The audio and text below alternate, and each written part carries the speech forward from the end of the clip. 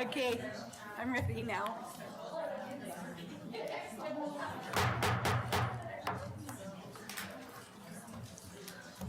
Good evening. The time is 5:09 p.m. and I would like to call this meeting to order. I'd like to welcome those who are participating in the Board of Education meeting in person and those watching the meeting via live stream on YouTube. We would ask that anyone addressing the board to please use the microphone at the podium and to identify themselves for the record. As a reminder, the link to the meeting is on the district webpage under Board of Education. The streaming will run through the end of the meeting. In the event there's a disruption in the streaming, I will pause the meeting until it's reestablished.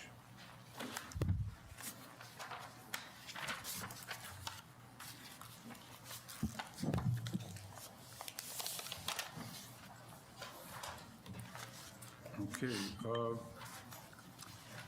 Ms. Moya, will you please lead us in the pledge, please? Absolutely.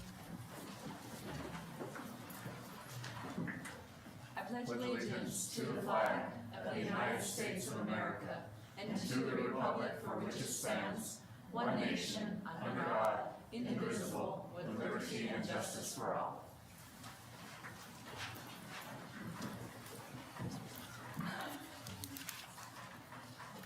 Superintendent Chavez, will you please announce the meeting? This meeting has been announced in accordance with the Open Meetings Resolution and is a legally constituted meeting of the Los Angeles Schools Board of Education. Okay, Superintendent Chavez, are there any changes or deletions to the agenda tonight? We do not have any changes or deletions to the agenda this evening. With that, I would stand for motion to approve the agenda. Mr. President, Dr. Osowski, I move to approve the agenda as presented and published. we have a motion by Dr. Osowski to approve the agenda as presented and published. Do we have a second? I'll second the motion. We have a second by Ms. Simoya. Ms. Sanders, how do you vote? Yes. Ms. Simoya, how do you vote? I vote yes. Mr. Vickers, how do you vote? Yes. Dr. Osowski, how do you vote? Yes. And I vote yes. The agenda is approved by a vote to 5-0.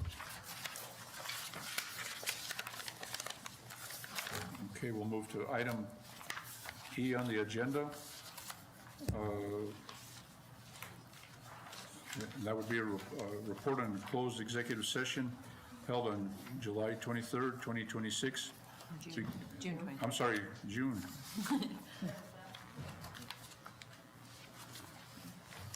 Beginning at 3:57 p.m., discussion with legal counsel regarding possible acquisition / purchase / sale of real property pursuant to section 10-15-1H78 of the New Mexico Open Meetings Act.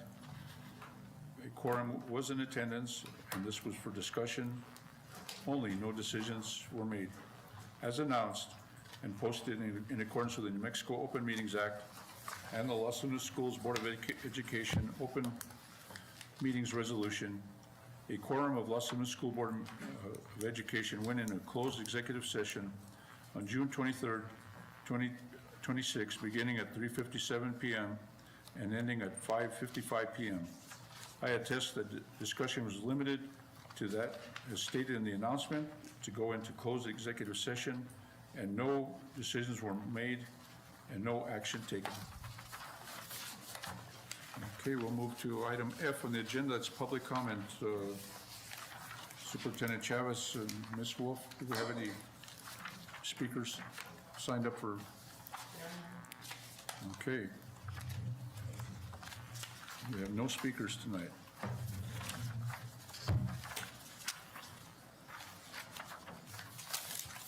Okay, we'll move to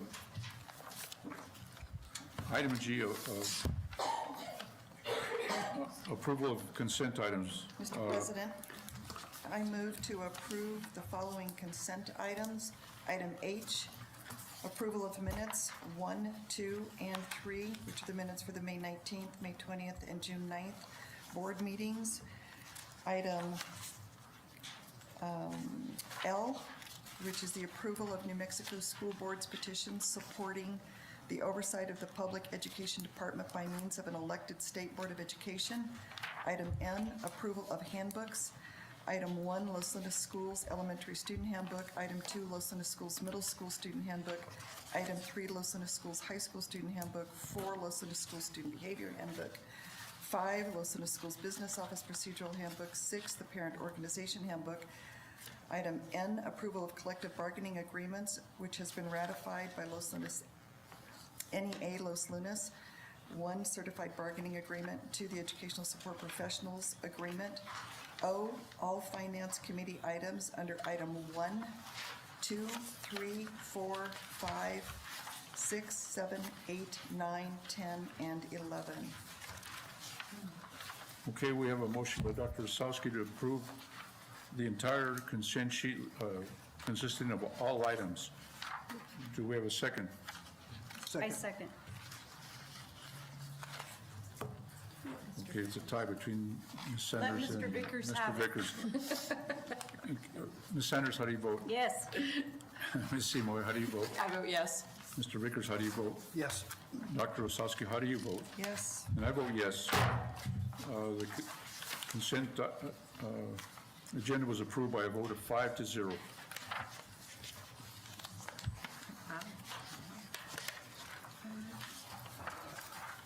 Okay, that moves us up to, if I'm correct, item I on the agenda, that's Superintendent of Schools Report.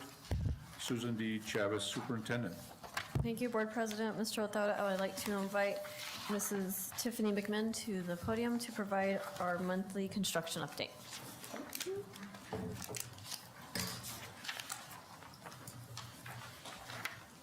Mr. President, members of the board, Superintendent Chavez, thank you for the opportunity to bring some of the highlights of some improvements we've been making across the district on our facilities.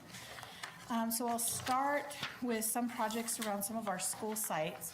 On the first slide, we have flooring replacement that tends to pick up in the summertime. We've seen a few classrooms at LLE be completed. Valencia Middle School had a classroom that was completed, as well as the TRC workroom. We've recently replaced the VCT tile that required stripping and waxing every year due to the amount of equipment that would have to be removed, put back in place.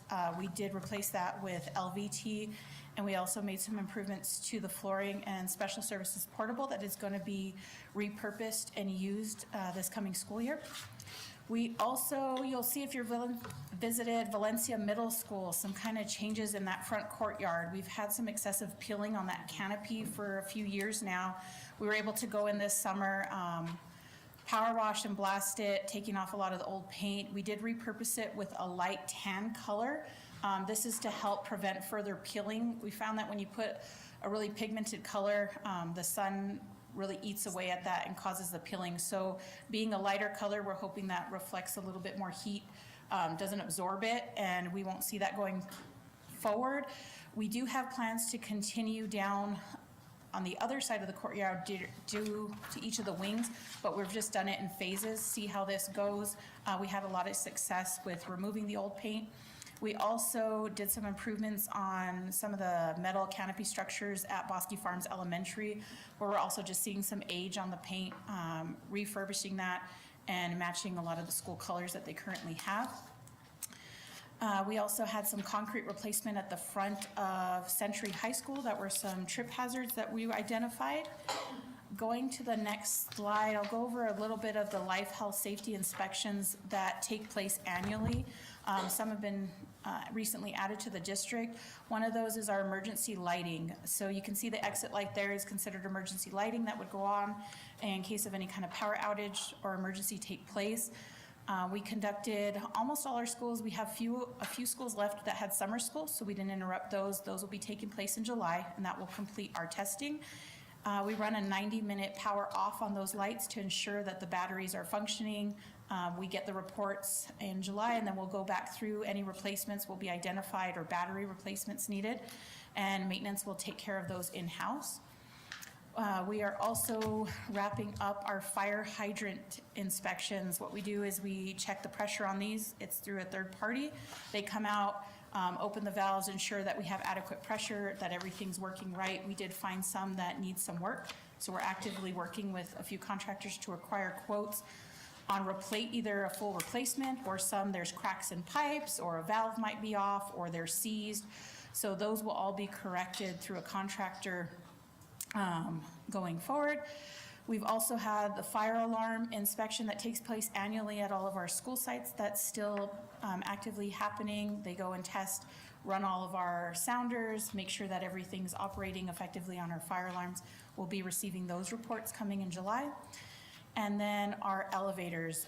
We've recently been working with a new contractor that's doing this. CID with the state of New Mexico has also rolled out new regulations when it comes to elevators, which they do annual inspections. So we're in the process of getting registered with them so we can start doing those through CID. On our next slide, we just wanted to highlight some of the work that our grounds team is doing in combating our weeds across the district. We've recently purchased 2 weed sprayers. That's what you see in the back of the truck. These are mounted to what I would consider a metal pallet, so they can be transferred from truck to truck. They hold 65 gallons. This is a much needed improvement for our grounds who are currently using backpacks that held 2 gallons spraying. We find that this is a lot more effective. They're able to drive around perimeter fence lines. The hoses runs 100 feet and they spray 20 feet. So we're able to cover a lot more ground and be more efficient with these 2 pieces of equipment around the district. And even though we have a lot of other projects going on, one of the things we wanted to highlight this month was our custodians in this last slide. We did conduct a PD for them. So a lot of times when we have our PD for our rest of our staff, that's our time to go in the schools when there's no kids or no staff to do some improvements throughout the year. On this last slide, we conducted a whole day, so we scheduled different training with them. This year, we really appreciate Palms Associates came out and they offered free training for us. They go over chemical safety, ergonomics with how they lift, all things that deal with our custodians throughout their day. So the first half of this day conducted of different seminars and speakers from Palms and our own staff. And then the second half of the day, we conducted training by having our first annual custodial games that went over really well. We came up with different games to help custodians put into practice what they learned in the morning by being competitive and setting up shelving the way their storage rooms would be. They went and did a scavenger hunt around the school and identified through cards that were hidden everywhere on areas that needed to be cleaned, and then we got together and were able to discuss what are solutions and ways to help in that. We really found this was a great way to bring all of our custodians together for one day, and there were a lot of smiles and skipping and having fun throughout the school. So if anyone says there was a bunch of adults running through Las Vegas High School a couple weeks ago, it was just our custodians. So we look forward to making this an annual event for that and growing their professional development in new and creative ways. And with that, I stand for any questions. Okay, Ms. Sanders? No, thank Ms. you. Simoia? 2 things. Number 1, appreciation to your maintenance team and the grounds crew. I see them out there in the heat every day, and so really appreciate them being out there. That's not a nice place to be out there. I pass them in my air-conditioned car. So, yeah, and I really do appreciate them, and they're out there working. Number 2, congratulations on the creative and engaging PD for all of our employees in doing this. I think that was a great idea, and utilizing the resources that are available to us at a low or minimal cost. So appreciate that so very much. Good job. Mr. Vickers? I just want to say thank you for keeping up with all this stuff. You have a huge job, and really appreciate you and your crew. Thank you. I want to ditto all of that. I also want to ask about cameras. Do we have ongoing testing and checking of cameras? Yes, so that's handled through our special systems technician that manages all of our access control through our security department. So I believe Mrs. Chavez can give you an update on how that is maintained throughout the year. Okay, because I'm still getting some concerns from VHS parents that we have holes up there, blind spots, and I'm just wondering if we can look at that and have that addressed. I think some upcoming freshman parents have some concerns. Maybe they're not fair, maybe they are fair, but if we could definitely look over at that campus and look at from some holes, I would appreciate it. Other than that, thank you. Beautiful you. job. Thank you, Mrs. McMahon. Thank you. So next we have our monthly financial report, so I'd like to invite Ms. Tracek to the podium to provide the presentations.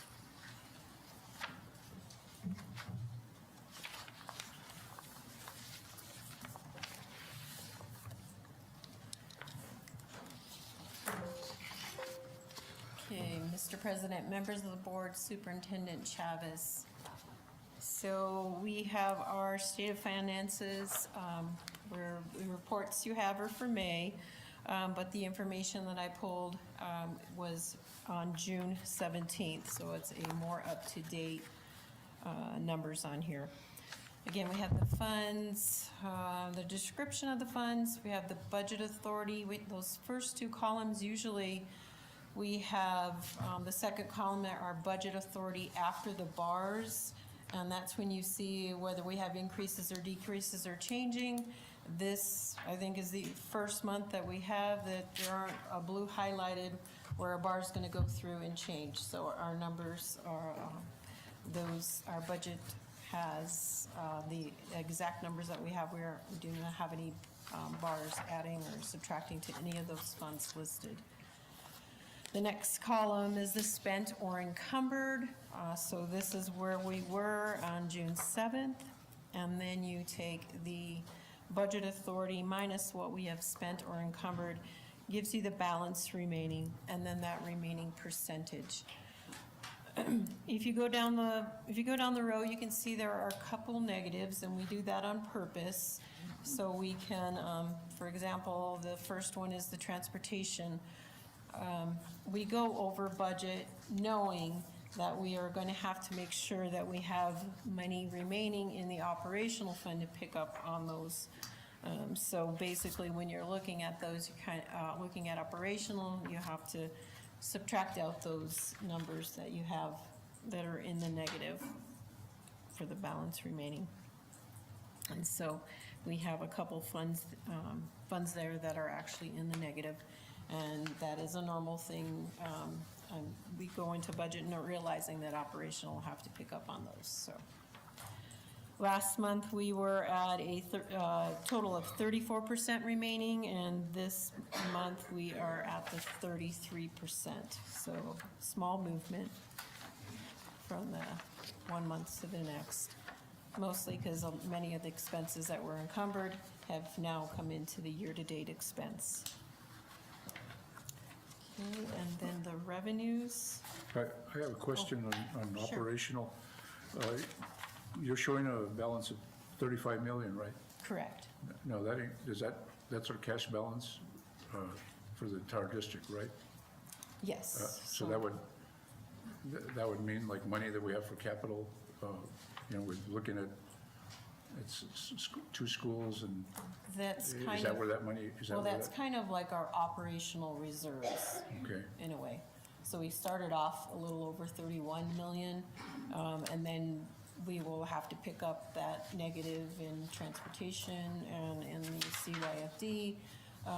And then any, let's say, I under budgeted in something and more revenue comes in, it'll add to that. Or if, say, I did the opposite and overstated the revenue, thinking more revenue is gonna come in. sure. So it's not like it's the exact number that's gonna be your cash reserves, but it gives you a kind of an indication. I understand, I'm sorry to interrupt you, but I understand, but I just want, I think Mr. Vickers had mentioned it during the budget, we don't want people to think that we've got all this money left over, but there's a reason why we have a big cash balance. Is that correct? Yes, we do have a cash balance, and, it's possible that it might be, part of it could be reserved for Or do we have a new dis- school, do perhaps. Do we have a separate line item for, or is that where that It's line item? dispersed throughout all of operational funds, so, All right, so Thank- not in like one line. But there is a couple, there is a section that is emergency reserves that cannot be touched at all Okay. in the budget. So that number includes that portion that we would have to go to the state and ask for permission if we ever got to a point where we had some disaster happen and we had to tap into our reserves. Sure. So, Thank you. Mr. Otero? Yes. I want to add a little bit more clarification on your notes and comments on the operational. It was last fall that we directed the superintendent to write a letter when we were seeking information or seeking the permission to build for RGE, and we have set aside those funds. And if I remember off of the top of my head, because I'm not finding it in my notes really quickly, it's like 29 million it was our matching. It was a pretty huge chunk out of that 35 cash. Okay. So we have set it aside intentionally, looking at what our options are. Correct? Am I in the Correct. ballpark, Mrs. Correct. Travis? We did ask for permission from, Board Member Dr. Ostowski. We did ask for permission from the Public Education Department, and so that did occur. Right, so we So- kind of got that set aside, knowing that we have a school that we're looking forward to. So, just for clarification for the minutes, et cetera, and for the public. Thank you. That's what I was trying to emphasize. I really didn't want the public to think we had all this cash laying around. There's a reason why we have it. Thank you. Continue. okay. And the revenue fund. Okay, so the revenue has, again, the fund description, the budgeted revenue. So in some cases you will see a fund, the budget authority number is different than the budgeted revenue amount, and that difference is usually the budgeted cash. So for the very first one, operational, you will see a difference between the budgeted revenue and the budget authority, because we also have budget authority to be able to spend that cash. But this revenue is actually what we expect to receive coming in, ignoring cash. Then you have the revenue received in total and subtracted out the prior year revenue that came in this year to give you the amount of current revenue that has been received at that point for this fiscal year. And then the balance remaining that has not come, that would be the amount of revenue that's been budgeted less the current revenue that's come in, gives you the balance remaining, and then that remaining percentage. You can see at this point, there's 9% in operational. And that is because as of June 7th, we had not received our last SEG payment. And so we are still expecting our June payment to come in. And operational is a fund that comes in each month. It's divided by 12.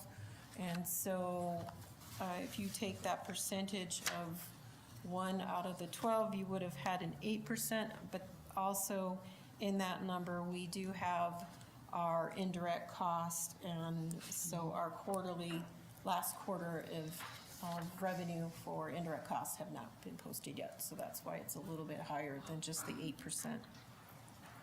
And then the student transportation is at 0, and that is because unlike operational that comes in 1/12, the transportation is spread over 11 months. So all of the transportation revenue has been received at this point. And then some of the negatives that you see in there is because we've actually received more revenue than budgeted for.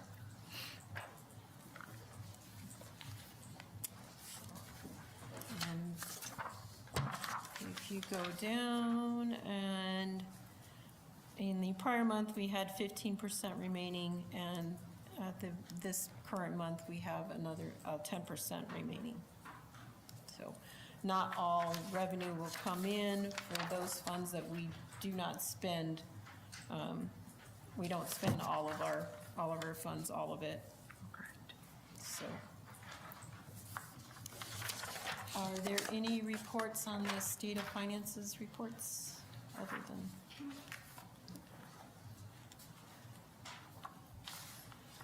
Anything?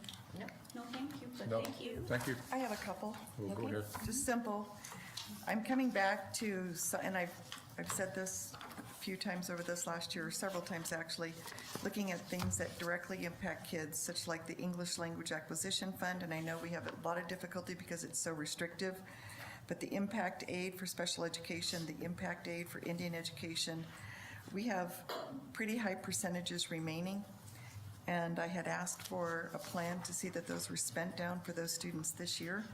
So I still have the same concern that I had before, that those funds are spent down for students and support of students, because it looks like we still have a pretty large percentage at the, if this is the May report, and I realize that you pulled numbers for us just recently this week, but those are still pretty high percentages, given that May is the end of the school year. So that would be something I really want to keep a close eye on this next year.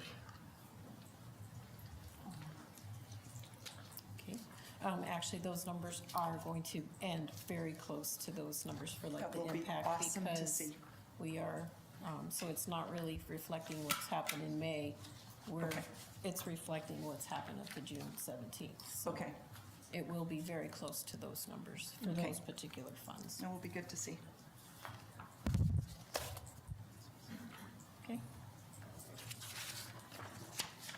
All right, then I Ready will for- move on to the audit report. And,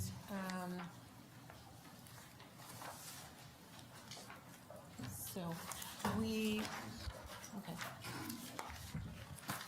So, President, members of the board, Superintendent Chavez. Our last audit committee meeting was on June 16th. And we, our agenda for that day was mainly to discuss 3 of the auditor's recommendations from the special audit. And so I wanted to bring that up, some of the things that we did talk about. Often, when I do report on the audit, typically it has been mostly just giving an idea of what we have talked about on the ongoing audit. It almost seems like we always pretty much have an ongoing audit on these, starting from the beginning, before the year even starts, to up until when it's completed, so. Sorry, I'm dry. So, what we did in this audit committee meeting is we did discuss some of the audit findings, and we wanted to kind of let you know what we talked about, because you, as a board, will be voting as to what you would like to see changed, if any changes. I will let you know ahead of time, we have talked to our auditor, and this would be a new auditor, giving him a little bit of time to read the special audit. He did, for the first time, come to this audit committee meeting and zoom in on it and kind of come in and talk about some of the issues on there. He did mention, at first I wasn't sure, was this something we need to immediately make decisions on, vote on? And he let us know that as long as we are making progress, we are talking about it, the committee, giving the committee and the board some time to look over all of our internal controls and look over, or discuss some things, and maybe even some more discussion. This gave him also, since our audit meeting, it gave him a little bit of time to talk to the state auditor's office and see, what concerns there might have been, and if any changes are needed on any of these things. And so at our next audit committee meeting, we will be able to discuss what he was able to find out. So just so you know, we do not have to, should you choose to vote on anything you feel you have enough information on at this point, you could, but it's not necessary. So we do have the time. The urgency is not there as much as I thought it was at first. So. Ms. Tracek and Madam Superintendent, and I know you told me, but who is our new auditor? It is Cordova CPAs. So, Bobby Cordova is the owner, and Has he done work for the district before? he was our auditor right before our time with JAG. Okay, So, that's what I thought. Thank you. so he is somewhat familiar with, quite familiar with our district.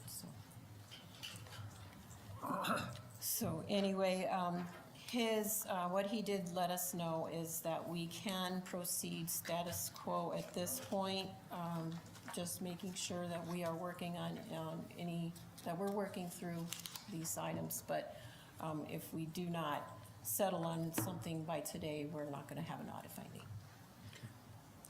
So the first thing we kind of discussed was the issue number 1, which was audit finding number 5, internal audit function not established. And then kind of at the beginning of it, we kind of talked about, our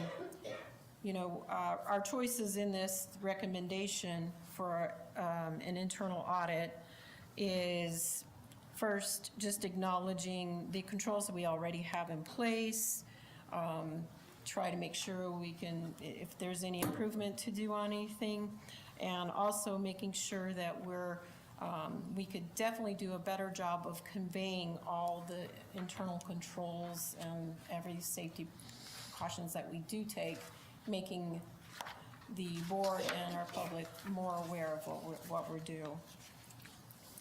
The other is we could actually hire an employee as a purpose to do an internal auditing. And then the last one we have is contracting out to an auditing firm to do those services in addition to our regular annual audit. So we also then discussed that there are some school districts, maybe some of the larger districts, that have internal auditors on staff, and they report directly to the superintendent and the board monthly. We also kind of talked about our fraud hotline because it was something that we had talked about on the meeting right before that, like what exactly happens with the fraud hotline. So the business office did kind of send out a test to make sure that it's being received somewhere, and if something was up, we would know that it is going to someone for sure.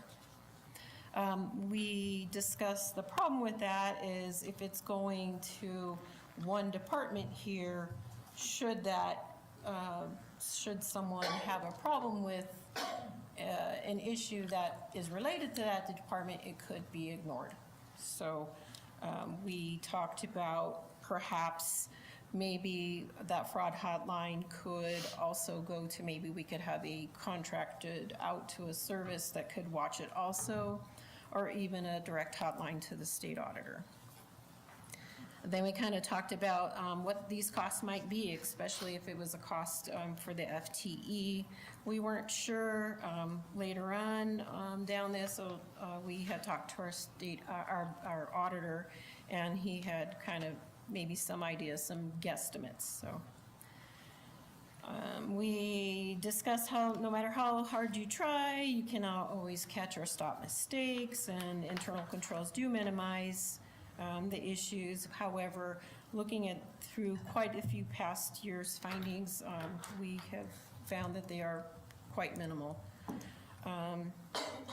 It was discussed if we were to go to the new, if we were going to a new FTE, it was discussed perhaps doing maybe a combo, being that it appears that the largest need is in the IPRA area.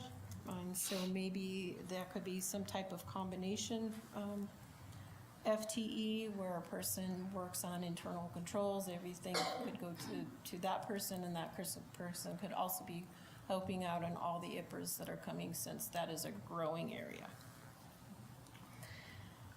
A couple members noted using a contract service to complete the internal audits would be the choice that they would make. Another mentioned maybe testing internal controls at random samples to see if they are working instead of contracting out or hiring. Bringing up status quo was the concern that perhaps that would give the public a bad perception, that maybe that was something that was necessary. And it also was brought up that a lot of these issues are bringing up negative news, which is making it undesirable to maybe to the outside public to maybe coming to work here. Then it was discussed possible internal task force committee. Several employee members representing the different departments could review normal audit type issues on all the departments, and then it was proposed the task force could also possibly include employees and maybe community members. So these are all the ideas that we were kind of wanting to bring to your attention for your choice. We kind of started to go into a new, the next audit issue, and then we were able to connect with Bobby Cordova from our auditor, our new auditor from Cordova CPAs. And we brought him up to kind of what we had already talked about. His input on the internal audit, he said, of course, that could be beneficial to you, but you really have to weigh the risk assessment. Due to internal auditors can be expensive, and any funds that you would spend on that are going to take away from the classroom. When asked about what an estimate could be, looking at it would probably a salary, in his opinion, was probably going to be anywhere from $80,000 to $120,000 for a full-time employee, or looking at $150 to $300 an hour for a CPA firm contracted work. And then at the end of our discussion for issue 1, we ended up with 5 options. So the first one was as is, but then making everyone aware of our internal controls that we have in place a little better. An FTE for an internal auditor, contracted auditor, direct hotline to the state auditor's office, and a task force or charter option. So those were some of the issues that those are some of the ideas that we came up with. And so hopefully we can hash this out on our next meeting and maybe come up with maybe slimming down the solutions, or since the board will be voting, it's possibility that you would come up with something that we didn't even address here. So okay, so issue number 2 is electronic and stamped signatures. So currently we are going with our board policy that does allow for the board to approve 2 signers on all of our checks. The business office is responsible for the security of those signatures and the justification and origination of all district-issued checks. So the special audit recommended having check signers approve every check batch prior to the business office issuing any checks, and to keep copies of that approval, showing that we had those signers' approval prior to the checks being issued. It was discussed by the business office employees that this could impair our workflow, especially kind of at year end.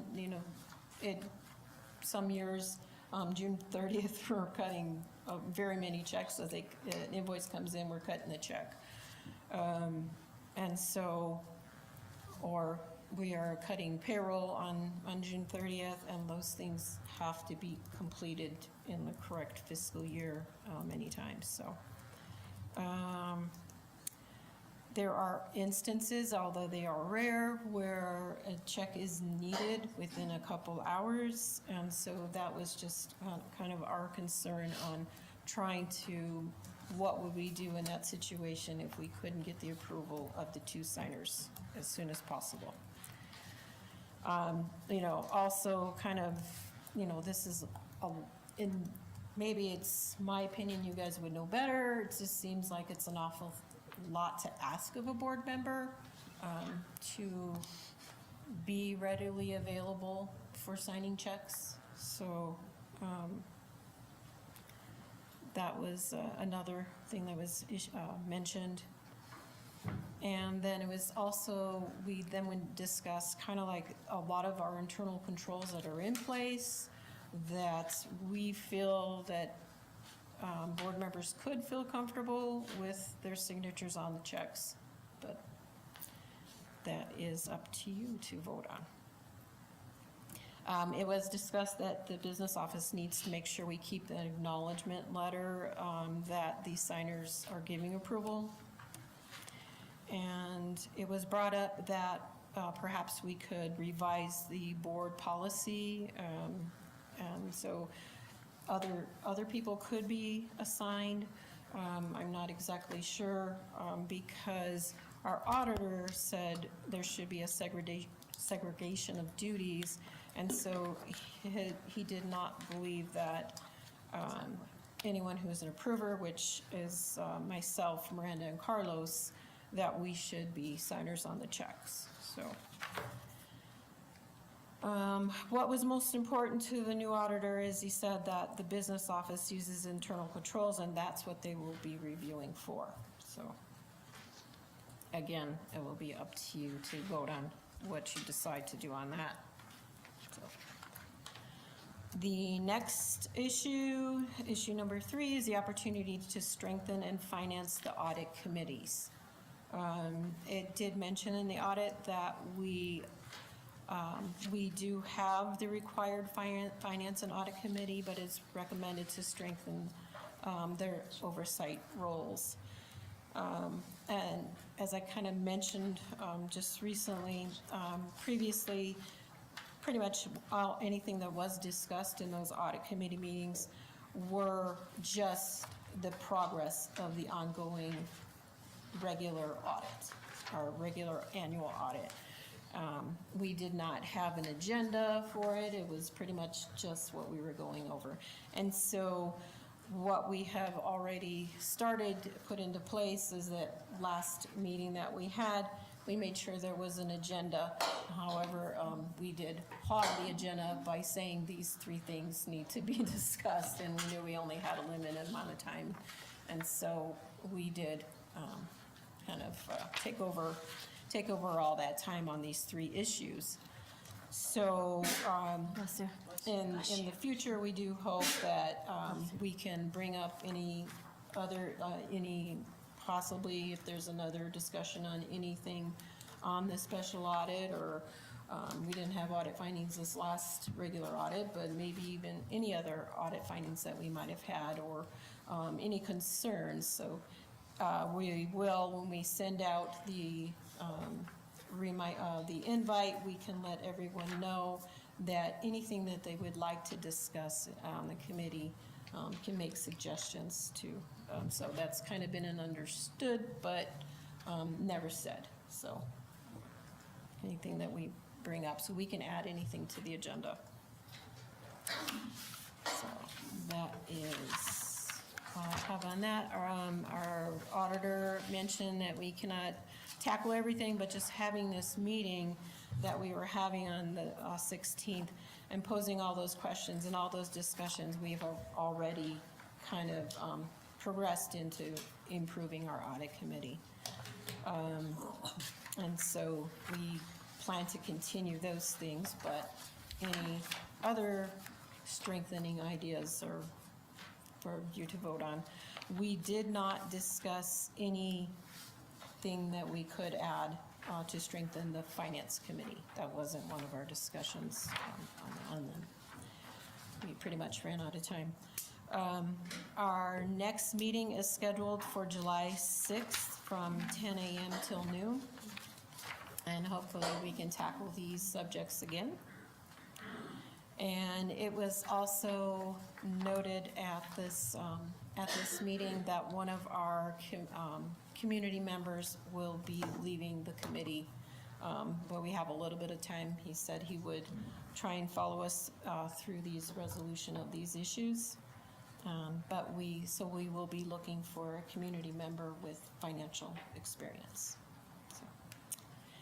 And after all that, I stand for questions on the audit committee.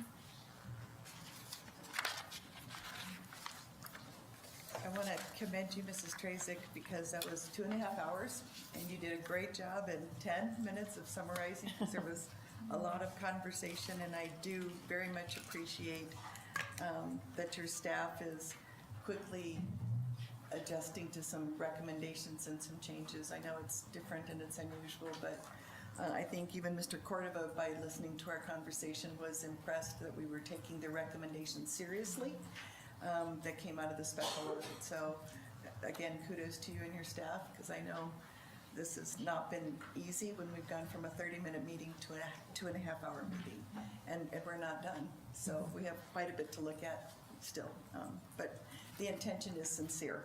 And I think, speaking from what I heard, there was a lot of very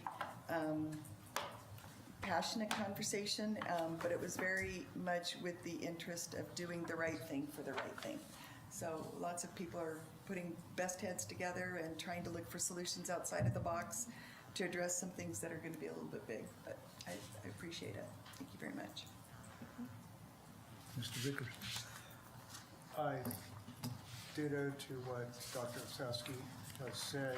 It was a very good summary of what we talked about, all of Drew's points of view, and appreciate whoever it was that did this, that they put it together really well. Thank you.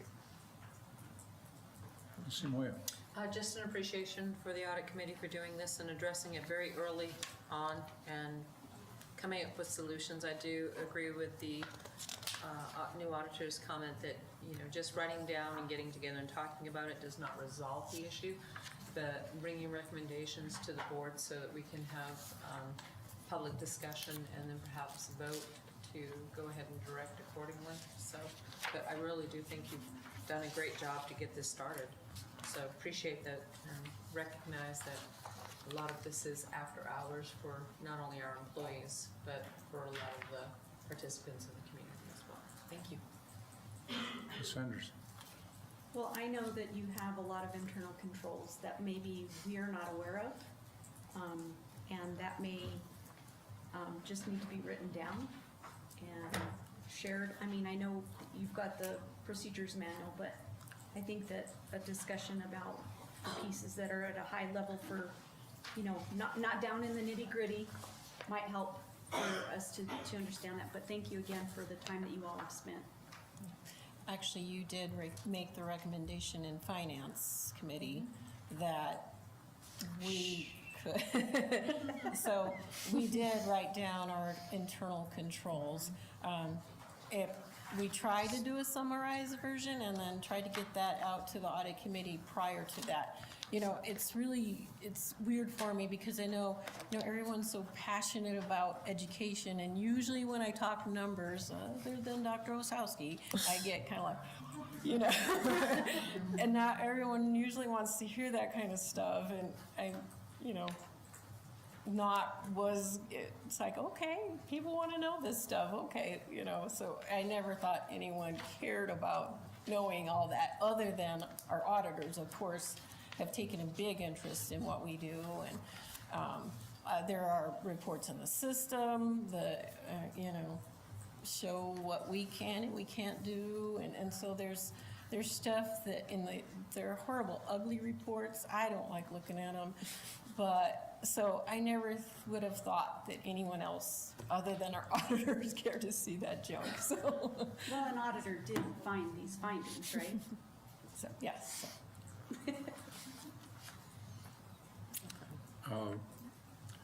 I appreciate the work that you all are doing and the commitment from the two board members here on the board. I also do realize that you know, the superintendent and the board are ultimately responsible for, as a whole, are responsible for either amending or developing policies that could address issues in the special audit, in particular these three that you presented tonight. You know, I know over the years you have some real good staff. We have some real good staff that work here at the district, and you know, we're gonna talk this over at our retreat, and we're gonna address some policies, and that's really what we should do. That's our role. You know, I kind of look at it in retrospect, and you know, there are other things that may have happened. You know, there was. In some cases, it was probably, and I'm not pointing fingers at any one department or what have you, but there was, you know, a breakdown in procedures, and which allowed some of these things that came from the audit report. You know, we consistently look at these audits every year, and generally they're pretty good. We received this special audit, and you know, we had a good number of things, and you know, we get feedback from the community, and what are you going to do about this, and what are you going to do about that? And I think that we have to, like, not fall for a quick response. We need to be thoughtful in how we address things, and just expect more, and as far as not more work, but expect that those checks and balances occur in the school district, and I also believe that in some cases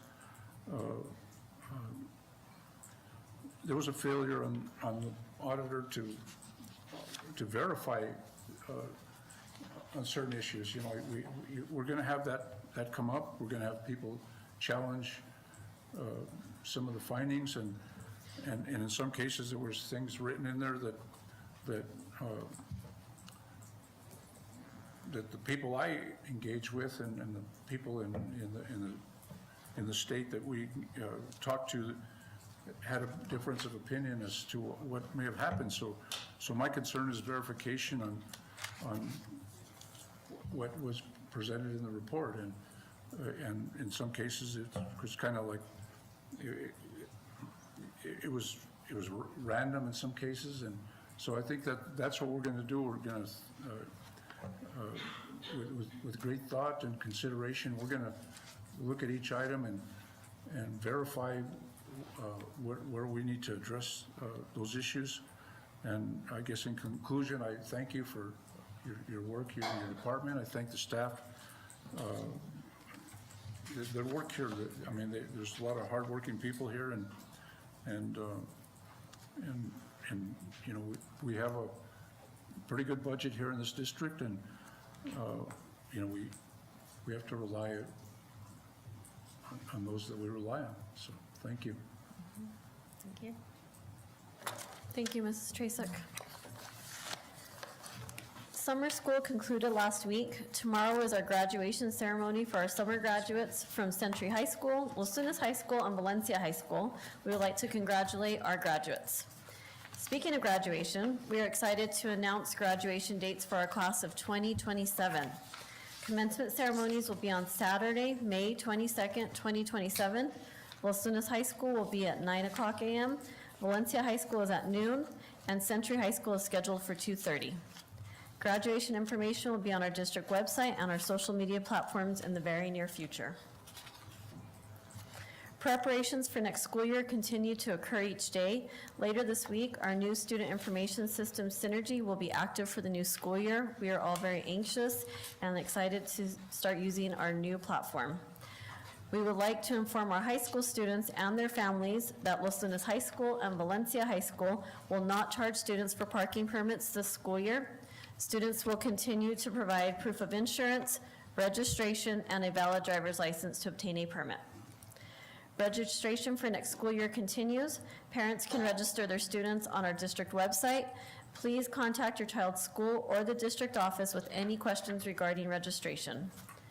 I would like to extend a sincere thank you to all of our employees who are working extremely hard each day to prepare for next school year. Summer is a busy time of year for our school district since we have many tasks to complete before the new school year begins.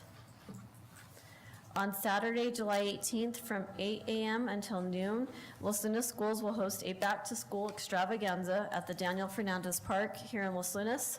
Schools and departments will be represented, and we invite our community to attend this event to celebrate the start of our new school year. More information will be forthcoming on our district website and social media platforms. Los Lunas schools will be closed on Friday, July 3rd, in observance of the 4th of July holiday. We wish all our community a happy 4th of July as we celebrate our nation's 250th birthday. And that concludes my report for this evening.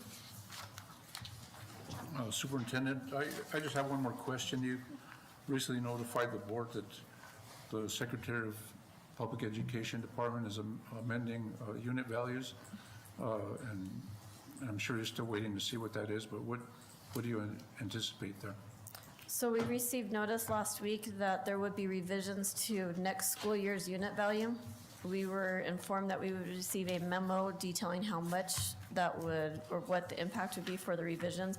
We do not have an exact number at this point. Do we expect an increase? I mean, have they given us any hope that it's an increase? Or are they just leaving us hanging that it could also be a decrease? More than likely, it will be a decrease. We just do not know what the exact amount will be. Smokes. So once I have the information, I will immediately share it with the school board. Thank you. Thank you. You're welcome. Mrs. Chavez? Yes. I would like to thank you and your staff very much for removing the parking fees at the two high schools. I know that that was a topic 2 summers ago, and last summer. We have many constituents that poses just quite an interesting event. So thank you very much for doing that and for listening to our parents. I appreciate that very much. Thank you. Okay. We're moving on to item J, is a presentation and approval of the board narrative as required for CHA most rigorous intervention application.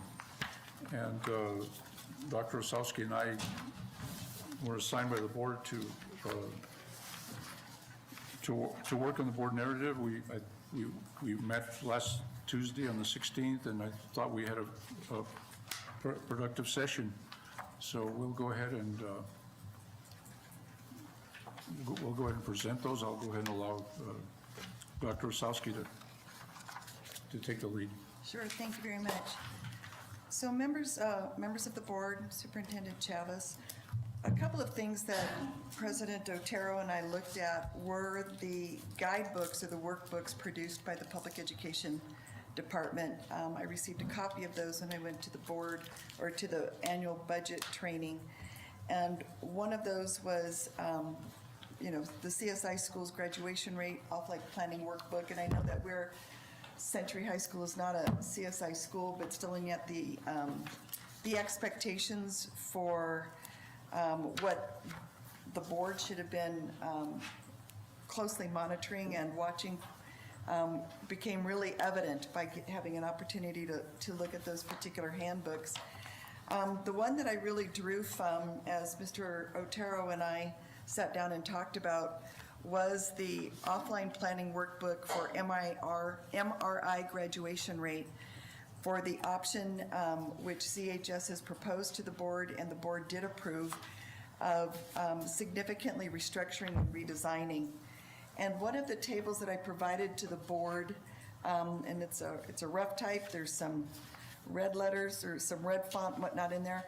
These are examples of the questions that were expected to be answered when CHS submits this plan to the PED. And one of the things that I was a little shocked with was how much of this the board couldn't respond to necessarily when we were looking at doing a board narrative. However, we did hear, and as Mr. Otero and I went back and recalled the discussion that occurred when we were reviewing the CHS proposal, was a significant concern came up about the chronic absenteeism and one of those barriers for the students who are attending CHS, and that is transportation or reliable transportation or a mechanism to access reliable transportation. And something I thought that was very clever was Mr. Otero said he would be willing to propose to the board as we finalize the board's expectations from CHS in its very frequent reports is I'm sure that he will finalize his proposal for all of us, but he offered a suggestion that, I mean, to just demonstrate that the board is fully committed to CHS's success, and that is, again, brainstorming considerable options given our various resource limitations. As an example would be possibly an MOU for a trusted adult that could be identified to help get those students who cannot seem to, that transportation, reliable transportation seems to be a hindrance to them making successful gains while they are at CHS. So in the first question, the board is asked to respond to 3 key points. How will the board provide prioritized support, that's point 1, autonomy, point 2, and accountability for urgent and sustainable success? The narrative that I have written here is that although the board has approved Century High School's proposal to pursue the significantly restructure and redesign our choice because of chronically low graduation rates that resulted in an ESSA designation of most rigorous intervention, and the board approving the proposal is evidence that the board has supported and will continue to support the vision and mission of Century High School. The board has yet to approve how, though, exactly to provide prioritized support above and beyond what the board has provided via the adopted budgets and approved board policies. However, throughout this next school year, the board did talk about, when the presentation was occurring, that we wanted to have much more concrete and specific reporting at set intervals to fully understand what aspects of the current instructional, personnel, budget, or support systems may impede measurable improvements in credit accumulations and on-time graduation rates for all students and historically underserved populations. Then the board can decide at that time to redirect resources as necessary. In terms of autonomy, this was one that we were kind of perplexed that the PED would be wanting, especially if, in our case, we have a brand new instructional leader who was selected in the spring and has had limited time to fully understand the school environment as well as the student population, so that at this time the board will rely on the superintendent of schools to provide close monitoring to ensure the board's goals are met before moving forward with strategic initiatives that could support site-level autonomy. Just don't, Mr. Otero and I felt in having that conversation that we weren't quite ready at this point in time to suggest to the board a strong statement about site-level autonomy with new leadership in place. On the second question, how the board would receive updates on each school's improvement plan and budget, Mr. Otero and I discussed about having a set time interval where the leadership from CHS along with the superintendent's staff would come before the board and provide the evidence that is required to be collected. The PED has been very clear about what evidence will be collected, so they would be providing the data on those particular aspects of the evidence, as well as discussing their plans to address if we, for instance, do not see that chronic absenteeism is decreasing and students are increasing in their passing of their courses so that we can get to credit accumulation. and increase our graduation rate. So one of the items identified in number 2 was that the board does have an update on the budget status, and so there can begin to understand if there needs to be prioritized resources or some decisions made. Number 3, what measures are in place for the board to ensure ongoing monitoring? And this is really just a repetition of what I've already said for questions 1 and 2. And that prior to this summer 2026, the board did not really have measures in place to ensure monitoring and accountability of Century High School.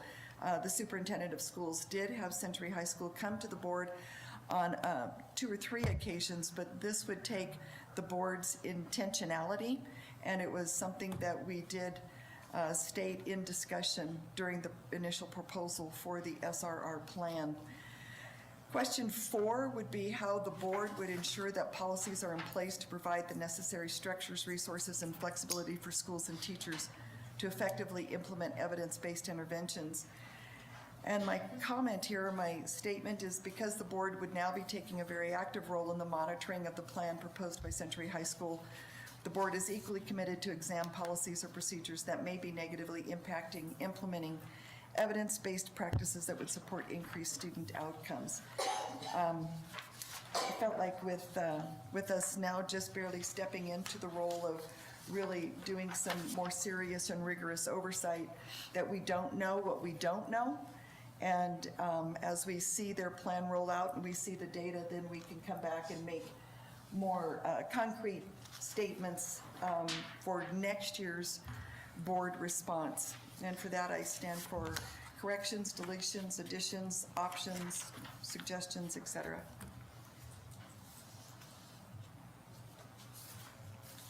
Okay, for the record, no one has seen this, not even the superintendent up to tonight. This was just Correct. rolled out, and so board members and Superintendent Chavez, please give us your feedback. Mr. President, Yes. I want to thank you and specifically Dr. Ozowski for taking lead on this initiative and greatly appreciate the input and the response to those questions. Is there a deadline in which the narrative has to be provided or returned back? My understanding was we had to have it in July 1. Is that correct? Yes, that is correct, Dr. Osowski. Right, so we were given a couple of weeks to come together and plan. So since this is the last board meeting for June, you're requesting action on this, correct? If Yes. we apparently need it for That- the timeline that we were given, which is Yes, pretty that's the intention, yes. I think there's some real creativity in here on an MOU and possibly compensating for mileage. I'm assuming there'll be some checks and balances when someone turns in a mileage request. Well, we had discussion, we talked about Rio Metro and we talked about other, Yeah. and they They can't. really couldn't get busing and I hadn't really thought about it till we were discussing it that day, and it just came to my mind, well, why not offer mileage? I don't know what the legality of it is or if it's practical. I don't know if I'm gonna make Sandy cringe, but we have to think outside the box and address what the problem is, and why aren't they getting here? They need a ride, right? And so we need some sort of mechanism to make that happen. So if I can comment on that just for a minute. Thank you, Board President, Mr. Otero. So we do reimburse some families for mileage. We use a per capita, that's what it is called, and the funding. We would need to be creative, but we have discussed this in our leadership meetings, how this could be a possibility for our students. Would you mind sharing because I know mileage reimbursement's around 72, 73 cents per mile, so I'm not seeing that as a strong motivator to get somebody 4 or 5 miles. But is there a different fee schedule that you do when you do the per capita? or is it reimbursed at the mileage? Reimbursed at the standard Federal mileage mileage reimbursement, rate. right? Okay.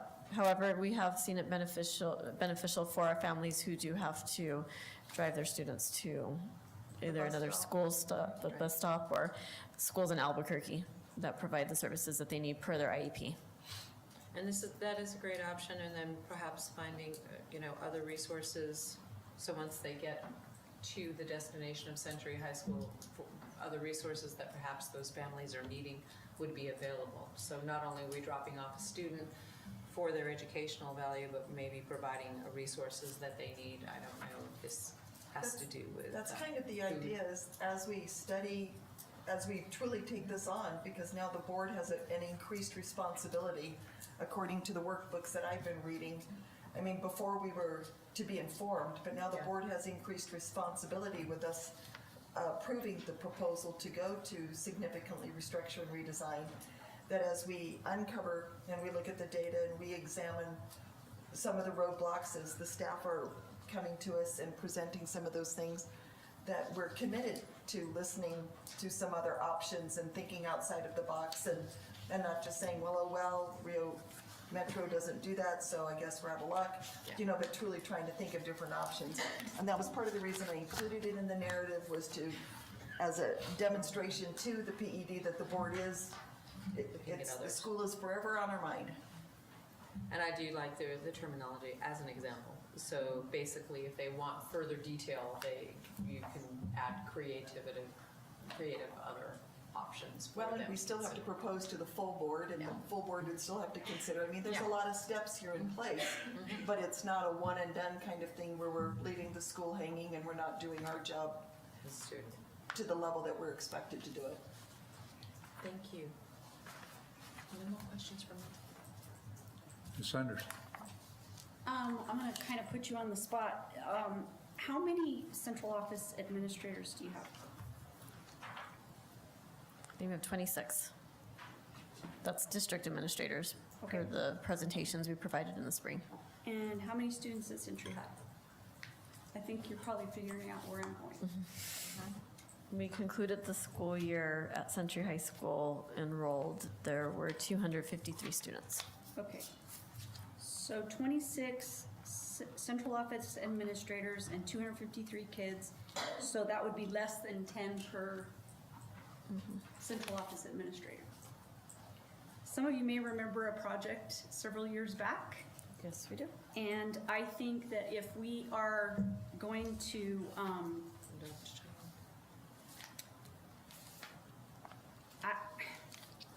I think in order to really impact kids at the greatest level, and I don't know how appropriate this is, but I think board members need to have some personal relationships with the kids at Century High School.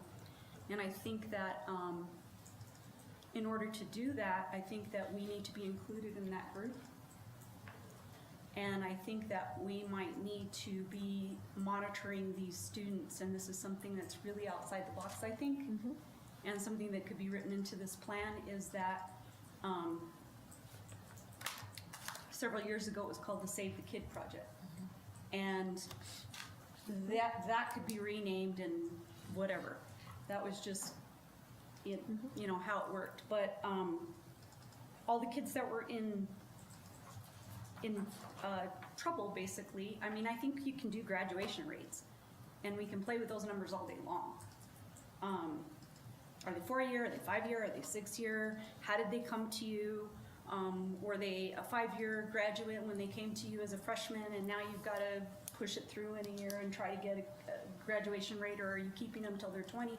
Or what are you doing? I mean, the numbers are the numbers, and how does the state calculate those numbers? Most of the students that are Century High kids, and you can correct me if I'm wrong, Claire, you're sitting right there. Curriculum, you can correct me if I'm wrong, but most of the kids that enter into Century High School are already behind. And so because they're already behind, you are basically taking a kiddo and they did not make it in the way traditionally it worked. And 9 times out of 10, it's the basis of the connection that they've had, right? So how many staff members are at Century High School? 15 teachers. And that's not what I asked. I would have to count. There's closer to 30. Okay, so if I paired up with you, and you paired up with a teacher, and the three of us had the same 10 kids, how much attention would they get? A lot. And who would make phone calls to see if they were there? And if you came here once a month and you stood in front of us and we reported on our 10 kids as a collective group rather than, right? How many of them are still there? How many are progressing? How many credits did they get? What does their attendance look like? Those types of things are gonna get to the root of the problem, right? It's gonna get to the root of the problem. So we can do this, and if we're really gonna do oversight, then let's do oversight. So Mrs. Sanders, are you suggesting that under the topic in the first question, it says "and accountability," that I could add the errative, is that Board Member Sanders has suggested and the board may consider to partner with a district level administrator and a teacher Or a staff member. or a staff member to, as a wraparound, if you will, for accountability for a group of 10 students? Something, so add that as another option because it hasn't been brought in front of the board, but it's something that we would consider, again, as a demonstration to the PED that we're really trying to reach outside the box. I know it's more work for us, I know that. I'm not worried about understand that, I'm worried about the narrative, but I Right. like the idea. So is that something that we could add as another one under accountability? I think it is, and there was a, you know, kind of a rubric or protocol that was there for people that were, you know, the kids were adopted, basically. You introduced yourself to them and you said, I'm gonna be here every so often, and this is what I'm gonna do, and this is what I'm gonna ask, and, you know, we're gonna have these conversations, and, you know, why is it? Why is it? I mean, you would go to a high school and you'd have a conversation with a kid and they'd say, I just need out of so-and-so's class because they hate me and they threw coffee at me and I can never relate to them again because they've got all these other things going on, right? We could call it the collaborate to graduate. Accountability I like that. model. But that puts us at the root of the problem rather than sitting behind here and listening to what people are doing out there. We're engaging in the work with them. I agree with that, Steve. I'm happy to add that as an example of a future proposal for accountability. And I apologize, I misspoke. There are 25 district administrators, Oh, no, that's it. for the record. Well, it almost divides evenly by 10 then, doesn't it? But I guarantee you it'll be something that no other school's doing with a school in this designation. And if it works, and if we are able to stick with it and it works, then what does that tell us about what kids need? I think we get some nice feedback. That's a great idea. Would be- Just my 2 cents. I'm happy to add it as a narrative if that's the board's direction. I'm fine with it. I agree, a lot of times, some of these students needs, that's some sort of a person that they can, look up to or talk to and Bend an ear. and get that feeling of approval. I think that's where a lot of these kids may not have that at home and may not have had that in their life, so I'm willing to do that. I'm happy to add the narrative. I think the thing that I wanted to come through on the narrative more than anything else is that this board now recognizes our oversight responsibilities, and we will be taking a much more active and intentional role. And then possibly, I don't know what you have planned for the retreat, but I already set up some data sheets that we could be looking at, so it'd be a regular reporting and we could see the trends and whatnot. So, but again, discussion, we'd have to still come back to the board for a full proposal. But since a narrative is due in such a short period of time, we kind of had to put something out there that we could live with. Not that we are bound to it, but we would start here, monopoly, And don't forget that it's gonna be a board member, a central office administrator, and a staff member at Century High School. Got that. Okay. So when we mean oversight, welcome to our world.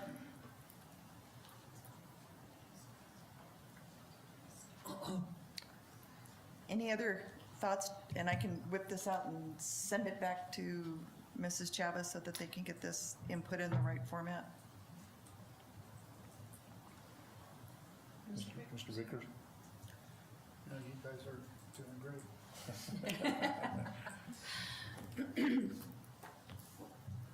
Well, with that, Mr. President, Yes. I would move that we approve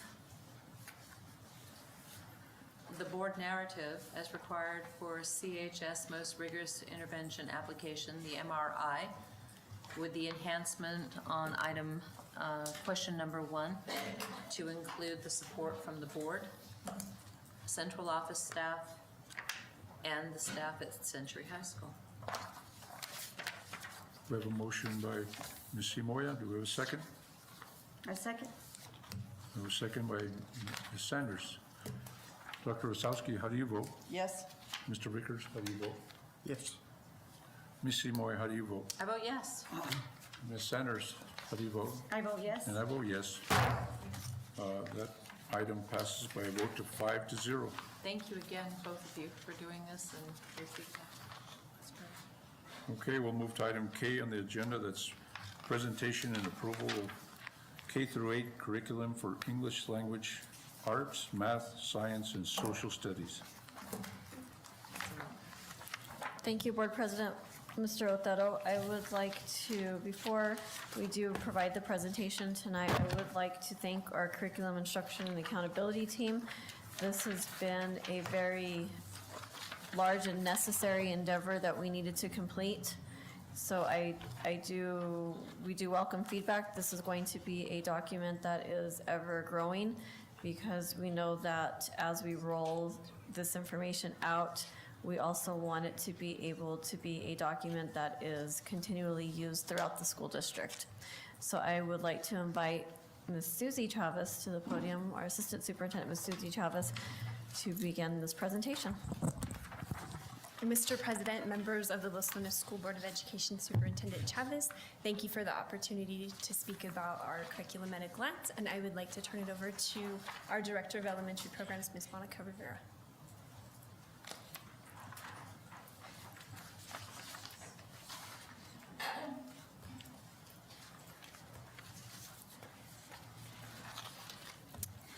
Good evening, Mr. President, members of the Los Lunas School Board of Education, Superintendent Chavez. Thank you for the opportunity to speak about our Los Lunas curriculum at a glance. We are very excited to share these documents. These resources were developed to ensure that every student has access to a guaranteed and viable curriculum, regardless of which school they attend. The curriculum at a glance serves as a roadmap for teachers, administrators, and families. It clearly outlines what students are expected to learn throughout the year, how that learning is organized, and how it aligns to our district-adopted instructional materials and our New Mexico standards.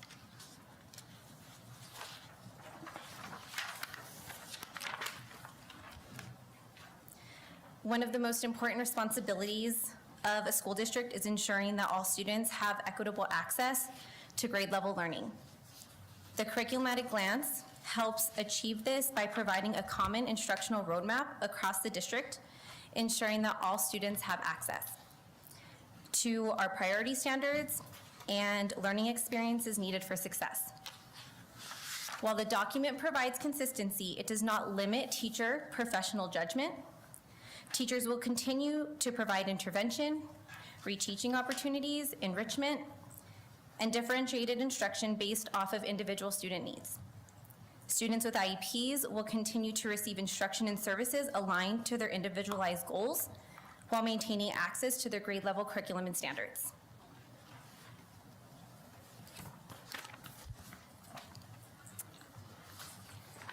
This slide provides just a simple screenshot. It's an overview of how instruction is organized throughout the school year. This image specifically shows the tab for our kindergarten grade level. If you notice at the very bottom, this is in a Google Sheets document specifically. There is one tab for every grade level from kindergarten through 8th grade. And then it continues on by subject area for our 9 through 12 students. Would you be willing to enlarge that? Because all of us are up here doing this. Sorry. I don't know if he can, it's a screenshot on the PowerPoint. Yeah. Yeah, it's a blur. The whole thing is a blur. I'm sorry. So I'm wondering, can you just actually go to it? If it's a Google sheet, you should be able to pull it up, correct? That's a screenshot. Glasses for us. Does that help a little bit? There we go. There you go. Here it comes. Let's go. Come Thank on. you. Press that plus button. There we go. Thank you. The pacing document identifies the standards students are expected to learn and connects those standards to our adopted HQIM. Teachers can see what content should be taught during these instructional periods, helping maintain consistency across schools and allowing flexibility to respond to student needs. For our administrators and our instructional coaches, the pacing guide also serves as a valuable tool for supporting implementation and monitoring progress towards instructional goals. So when you look in the first column, it identifies the content area, the HQIM that is aligned to that content area, a selection of the course overview, which we'll go over in a further slide. It also shows the number of weeks and how each unit or chapter, however it is best identified, module, ties and fits within that period of time. And now I'm sure you can see a little bit better as well, the tabs that I was referencing on the bottom.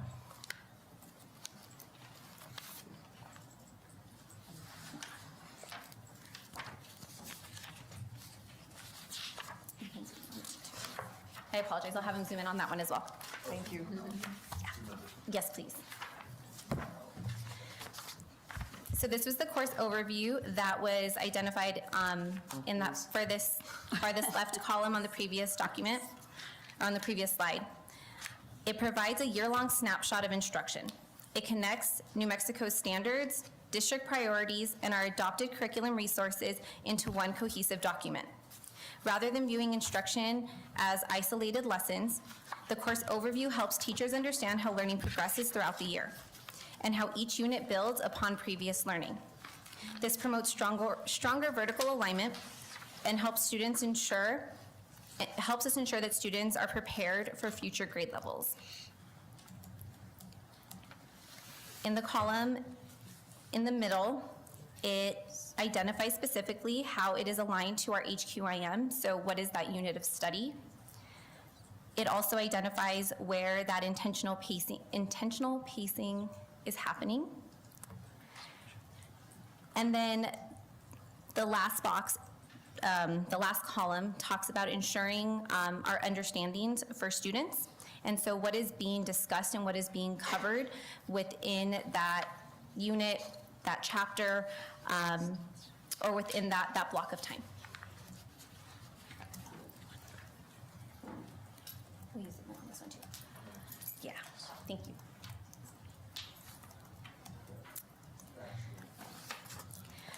The curriculum at a glance moves beyond simply identifying standards. It provides teachers with daily instructional guidance by connecting standards, curriculum resources, assessments, and instructional priorities. This level of clarity supports high-quality instruction across all classrooms and reduces the amount of time teachers spend searching for resources and determining what content should be taught next. That's good. By providing a common instructional framework, we can better support teacher collaboration, professional learning communities, and student achievement. On the document, you can see it identifies student learning outcomes, our academic language and content knowledge, and additional, at the very bottom, additional teacher resources that have been district vetted or have been also adopted by the district. So for example, Hegarty is clearly identified on here, which is one of our adopted resources that is used in our regularly in our K2 classrooms. And it is a supplemental resource that we use during literacy instruction. Please go to the next. Sorry.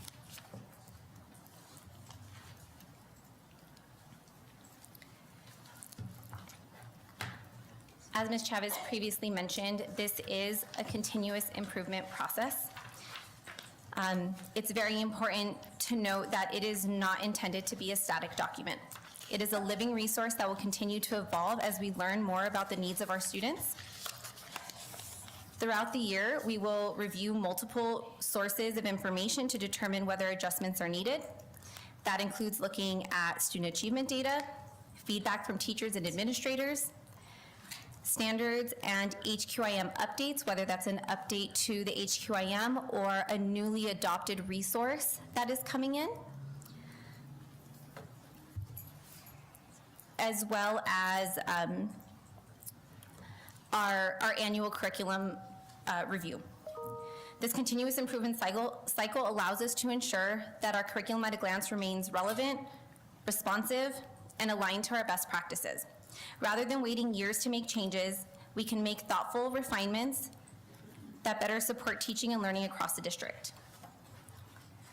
Our goal is to create a sustainable process where curriculum instruction, assessment, and student outcomes continually inform one another, resulting in stronger learning experiences and improved achievement for all of our students.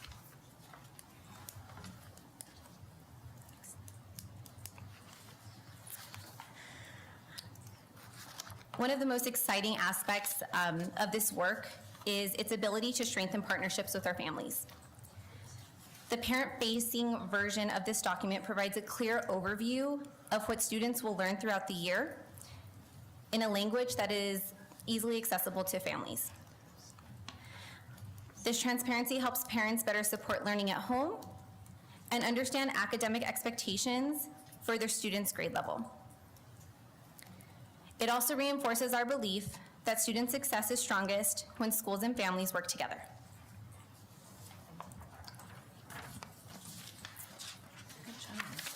Before I conclude, I would like to extend a special thank you to our academic coaches for the countless hours of work in developing this curriculum at a glance document. Their dedication, expertise were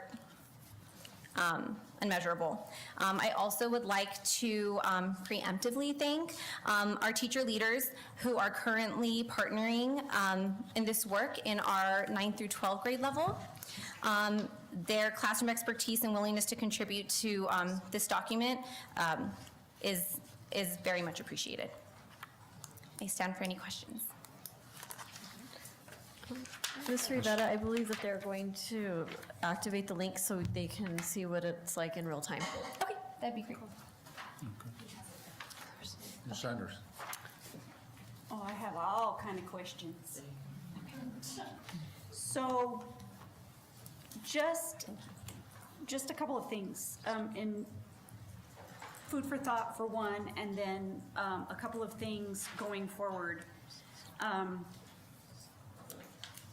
And it's a lot, so don't feel like you solely have to answer all of this, but I just want to throw out there, making sure that our professional development for administrators and teachers is aligned to this, and that's planned out. And at some point, I think it would be important for us to see that, so that when things come to us, we say, oh, that fits with that, and that's why we would approve it, and this person has to go there because they need this, that, or the other, whatever.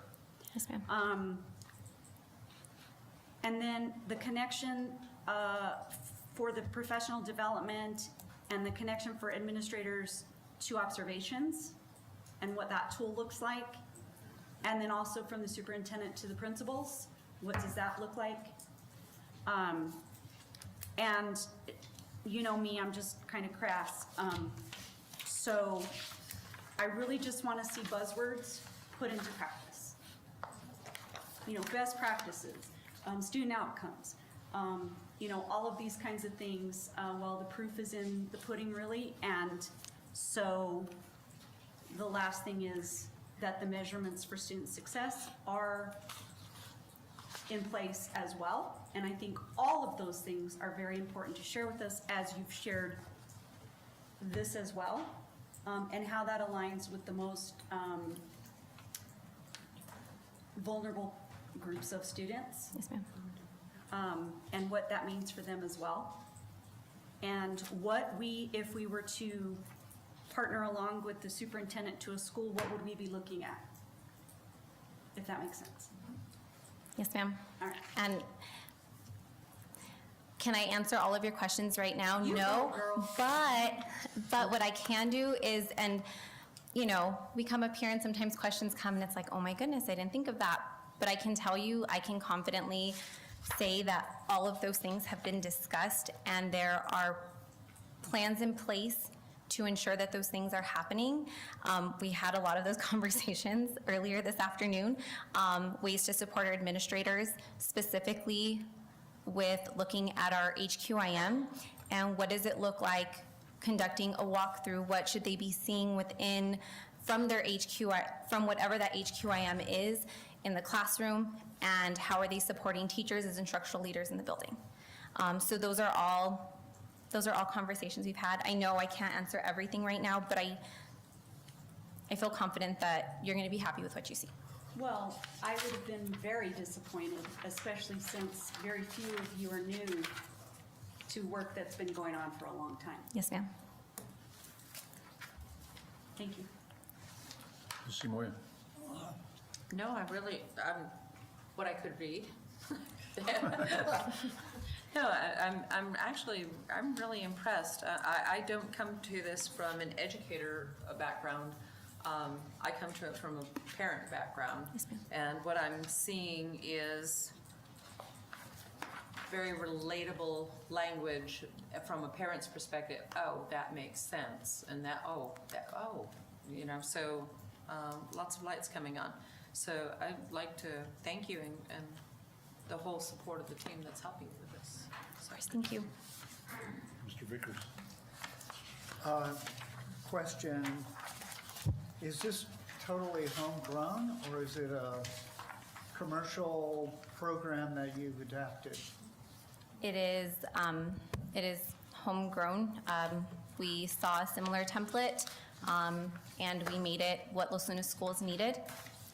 And from the template, everything that's been placed in here, all of the links, all of the documents have been created by our academic coaches, and they are directly aligned to what is our HQIM or our adopted instructional material for that subject area or that grade level.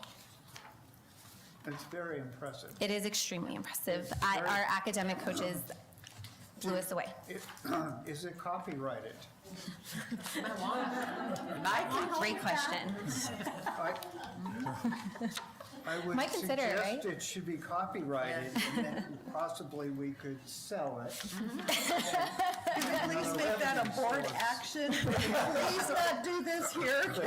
Can we please put that on an agenda? We're gonna have people stealing it. You can put copyrighted at the very bottom of it, Los Lunas Schools, and for all intents and purposes, it is copyrighted.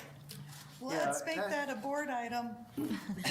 I didn't ask for action from the board. But I do like the idea of adding the Los Lunas Schools logo on the Just a document, because I do not copyright believe we symbol. have it Yeah. on there, but that is something we can add. Yeah, I think, I've been told that regarding my business. Just put the copyright symbol, and then people will That's all you gotta do. leave it alone and won't steal it. There you go. But it's incredibly impressive. Thank you. It's really good. And then I have one other question is, so you have all these benchmarks and what you're expecting the kids to learn as they go along. What do you do if the kids are falling behind? That's why the parent document is really phenomenal. It gives the parents a general overview, and it gives ideas as to those questions that can be asked during parent-teacher conferences. I work for the school district, and I have children that attend school here, and sometimes I don't necessarily always know what they're learning at a certain grade level, or I don't remember, or maybe it's a new instructional material. And so this gives the parents an idea of how can I ask these questions so that when they see maybe my child is falling behind in math, okay, what are some things that I can do at home to support them? Is there anything offered at school? Is there an after-school program or an after-school club that they can participate in that can help? Are they being pooled for any sort of intervention or additional small groups so that they can have extra support? Those are questions that parents can ask because that document outlines what they should know. I don't know what my kiddo would learn in calculus, right? I took it, but I can't remember it all, what they're supposed to learn, but that would give them a general overview as to some conversational points and just pieces of information that could help make that extra connection. So, you've been a classroom teacher, Yes. and most of you have, I mean, Kevin. So, you know that the parents are gonna ask those questions that are working with, those kids aren't a problem. It's the ones where the parents say, shut up, kid, go away. I don't want to deal with you. Or the parent's not there, and the single parent is working all the time. What do you do for those kids? There is communication happening between, those are the students, I guess, that you need to check in with every day. Those are the students that you ask, they come in late. Did you have breakfast? Did you eat? And maybe you have a granola bar there, right, to give them. And that teacher might be giving them additional attention, knowing that they're not going to get to go home and complete a small 5-question homework assignment. And so maybe there's another way that teacher's working with them for 5 minutes during recess, or maybe they're pulling them for an extra small group. They're intervening during the school day to best meet their needs. It doesn't mean they're not communicating with the parent, because like you said, there's the single parent who's working multiple jobs and they're trying their best. And so I think the parents knowing that their student is being taken care of, the teacher's doing what they can to best meet their needs. It's important that the teacher use it as a resource as well to communicate to parents and say, this is what we're focused on right now, and this is where we're hoping to get your kiddo, and this is how we're doing it. So that could happen during parent-teacher conferences. It could be using our parent communication app. I know it's changing, so using Parent Squared to be able to communicate with parents, all of those pieces. And so I think communication is the biggest resource that we have, and having these various documents will help us to do so. So I'm wondering, do we still do the grandparents helping with kids, tutoring, or things like that during the day? I think it stopped during COVID, because I was at, Yeah. So, yes. So, excuse me, Ms. Rivera, but I will answer that question for Board Member Mr. Vickers. We do have the foster grandparent program in our school district, and that MOU continues. So it's dependent upon how many of the employees that the organization is able to provide to the school district. So it's not as robust as it was prior to the pandemic. And the other thing is, we have some high school students that help tutor, and they're available, but are there enough of them? So we currently have our student mentor program, and our student mentors are employees of Los Lunas Schools. They are all seniors, and they are able to support our students with disabilities and with special needs. So I think whatever we can do to increase those resources. Absolutely. So that we can provide some one-on-one time with students that are having trouble reading or math to catch up and stay on track. So, I mean, you start your graduation on track at kindergarten level, Right, and you gotta keep them on track every year. So absolutely. we should look at those kind of ideas, and if people have ideas that the board needs to approve or whatever, we need to know about it. Yes, sir. Thank you very much. Dr. Osowski. You ready? Sure. Okay, but first of all, I do appreciate the effort. This is a much improved version from what we've seen in the past. So again, kudos for the effort and to anybody involved. Notably, what's lacking for me is I see absolutely nothing here about strategies, either scaffolding strategies, differentiation strategies, EL strategies, structured literacy strategies. This will be used by your first-year teacher more than anybody else. And that should be in place on any high-quality curriculum. That's research-based information. So I would like to see that added. The next thing is I see absolutely no suggestions here for formative assessment. So again, we're either going by exactly with what the textbook offers, and I understand that with HQIM, that's important. However, what are we assessing? The who, what, why, when, where, and how is important for everybody to understand what we're assessing on what skill. Not did you get so many correct out of the total. That's incredibly important, especially since we still do standards-based grading, don't we? Yes, we do. Right, we seem to have a lot of problem, and parents seem to make disconnects. That's one of the biggest conversations I think I had with elementary parents this year, was how does this standard grade, or this grade for this standard, overlap to a B in math? And so we're not seeing those correlations, and parents don't see those correlations. So I would like to see that for version 2, I would like to see those things, especially strategies and assessment. What are we looking for when we're assessing these particular topics, week by week, et cetera? What should students know and be able to do, even if we answer that? The third is a nitpicky thing. I've noticed on the parent roadmap to success, and I appreciate this very much because I can see this hanging on every refrigerator, and maybe we can provide that on parent-teacher conferences. Students will learn to understand.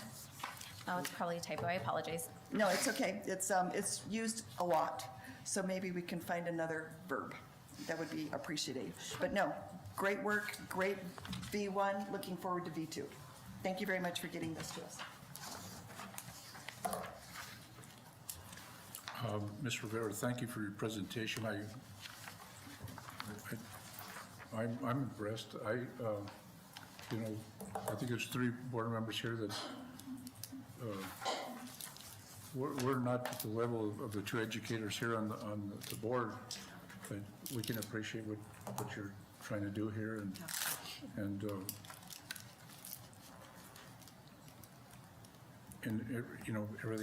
everything takes a place where you got to start somewhere. I thought I'd heard good things from Ms. Sanders, and I heard some recommendations from Dr. Osowski. Dr. Osowski, could you, is it something that you favor, or is it something that you don't? Oh, I favor it as a version 1. I will want to see a version 2, but I would, as a matter of fact, Mr. Otero. Yes. I move to accept the K-8 curriculum for English Language Arts, Math, Science, and Social Studies, version 1, at this time. Okay, we have a motion by Dr. Osowski to approve item K, presentation and approval of K-8 curriculum for English Language Arts, Math, Science, and Social Studies. Do I have a second? Can I ask a question before we Yes. go into the second? So in version 1, since this is at a glance, right, like this is something that isn't down to the nitty-gritty deep dive, I'm assuming you have more documents that you're hiding from us today. Because it's a living document, we are going to continue to add to those documents. So Brian actually pulled up the digital version of the document that I believe Ms. Chavez shared the link with you. And in this document, because it is a Google document, it is live, and so changes that are made become live instantly to the viewer, whoever is viewing that document. And so pieces that Dr. Osowski referenced are going to be added, but we wanted to make sure that what was rolled out was consistent across all grade levels first and foremost, and then those other pieces are going to be added. But this first piece of it was a very heavy lift, and so this is where we're starting. But we have every intention to grow so many of the pieces, like Dr. Osowski referenced. So if I were to consider this the title of the book and the table of contents, then new chapters will be added, Yes. not necessarily versions. Correct. There would be an extension, so EL strategies, opportunities, assessment. It's that, not the overview document, but when I click on one of those units or I click on one of those chapters, it's going to extend and contain that information consistently, no matter what grade level or subject area you're looking at.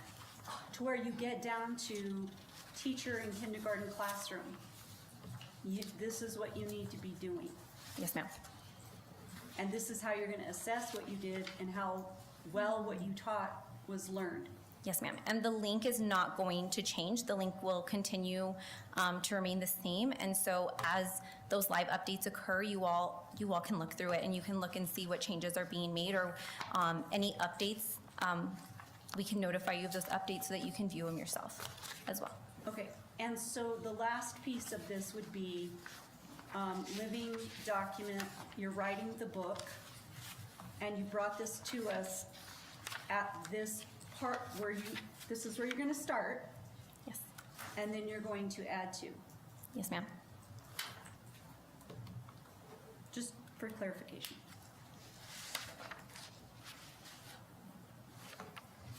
That's all my comments. I'll second. Okay, we have a second by Ms. Sanders. Dr. Osowski, how do you vote? Yes. Mr. Vickers, how do you vote? Yes. Ms. Simoia, how do you vote? I vote yes. Ms. Sanders, how do you vote? Yes. And I vote yes. Great job. Passes by a vote of 5-0. Thank you. Great job. Thank you very much. No, No. no. So for Karen's clarification, she's asking if it's going to come back? No. No. Different pieces of it will come to us. Yes. It's The my additions understanding that it's a make living the day document. It'll be revised or It'll be updated. updated. And as we provide updates, we will present those updates to the board. Okay.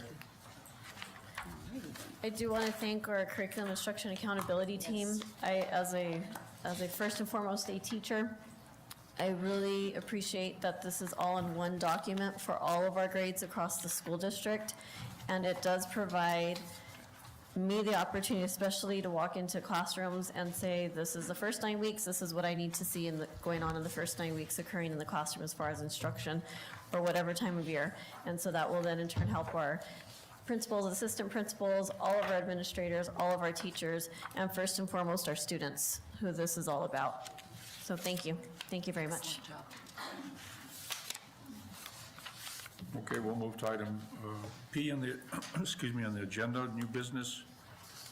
Board members' request for topics for upcoming board work sessions and/or board meeting. I'm going to reiterate, I'd like us to see the dash plans, please. Just before we start the school year, I'd like us to have plenty of time to look at them, have some good quality discussion.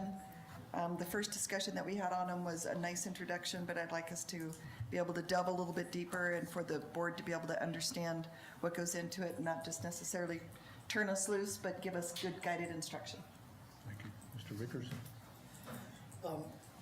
I would like, I guess, at a workshop to discuss creating a resolution or a letter to legislators requesting full funding for transportation, so that we're not constantly pulling from operational to deal with transportation, that the state should fund it fully, and we should really demand that. Thank you. Ms. Simoia? I would really like to have a board workshop or discussion about board policies.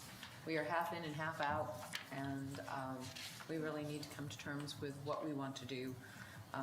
Keep, modify, retain, start over, and I think we need to have that conversation. Ms. Sanders? I'll reiterate that. I think that one of our major functions is to have policy, and I think our policies are in very bad shape, and I think that should be our focus. Okay. Well, we have a board retreat on July 10th.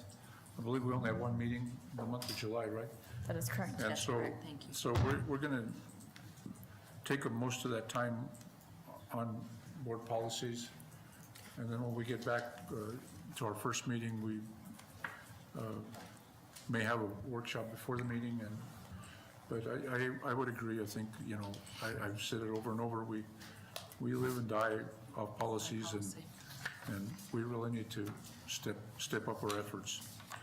Okay, item Q in the agenda, that's announcements of meetings, July 6th, 2026, there's an audit committee meeting at, I guess it's a finance conference room at 10 a.m. to 12 noon. July 10th, 2026, board/superintendent summer retreat at UNM Valencia Workforce Training Center, 1020 Union Ranch Loop, Los Lunas, 87031. A quorum will be in attendance, and that will be from 8:30 in the morning to 3:30 p.m.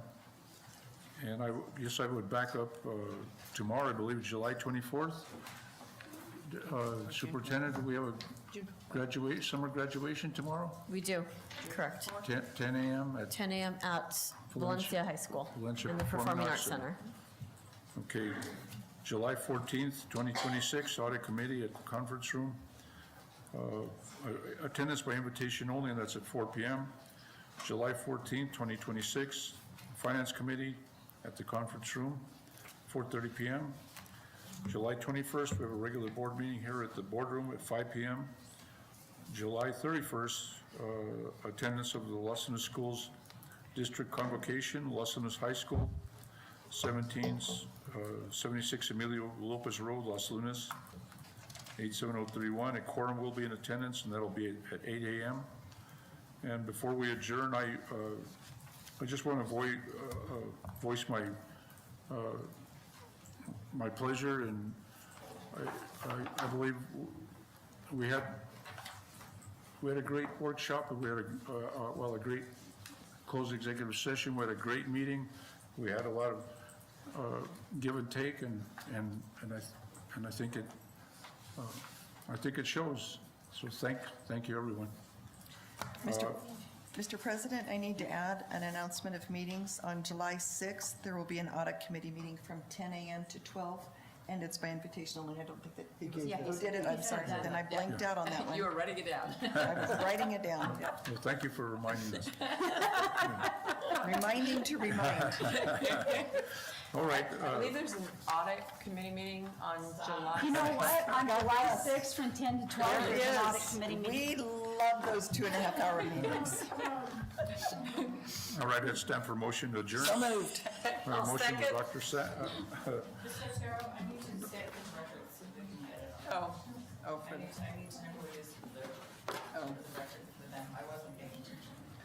who motioned?